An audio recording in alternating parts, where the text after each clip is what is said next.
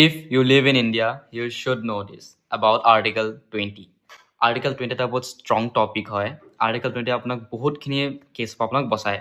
So, Article 20 আপোনাক বচায় কিছুমান criminal কেছেছৰ পৰা. যেনে আপোনাক যদি কিবা এটা পানিছমেণ্টৰ কাৰণে বা এটা অফেন্সৰ কাৰণে যদি এবাৰ পানিছমেণ্ট দি দিলে তাক আকৌ দুবাৰ দিব নোৱাৰে. ডাবল পানিছমেণ্ট হ'ব নোৱাৰে ইয়াত.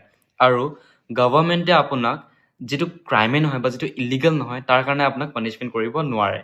চ' সেইবোৰৰ পৰা বচাই আপোনাক আৰ্টিকেল 20-এ. আৰ্টিকেল 20 আপোনাক কিছুমান প্ৰটেক্ট কৰে ক্ৰিমিনেল কেছেছৰ পৰা. চ' তাত কিছুমান 3টা গ্ৰাউণ্ডছ আছে. এটা আছিলে নো ৰেট্ৰস্পেক্টিভ পানিছমেণ্ট, এটা আছিলে নো ডাবল পানিছমেণ্ট, আৰু এটা আছিলে নো চেল্ফ ইনক্ৰিমিনেশ্যন.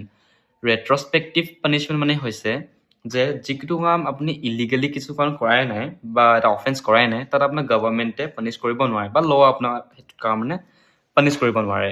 ছেকেণ্ড, নো ডাবল পানিছমেণ্ট. এটা অফেন্সৰ কাৰণে ডাবল পানিছমেণ্ট হ'ব নোৱাৰে.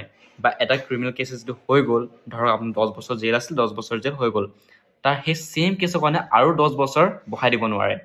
থাৰ্ড, নো চেল্ফ ইনক্ৰিমিনেশ্যন. কোনো আপোনাক জোৰ জবৰদস্তি ক'ব নোৱাৰে যে আপুনি গিল্টি হয় বুলি. কোনো ফ'ৰ্চ কৰিব নোৱাৰে. যদি আপুনি কিছুমান ভুল কাম কৰাই নাই তাত যদি আপোনাক ফ'ৰ্চ কৰি আছে তো কোনো ফ'ৰ্চ কৰিব নোৱাৰে. তো আৰ্টিকেল 20 আপোনাক সেইখিনি বস্তুৰ পৰা বচায়. So' it's a very important topic. যদি আপোনাৰ নতুন আছিলে শ্বেয়াৰ কৰিব আৰু ছাবস্ক্ৰাইব আৰু ফ'ল' কৰি ল'ব.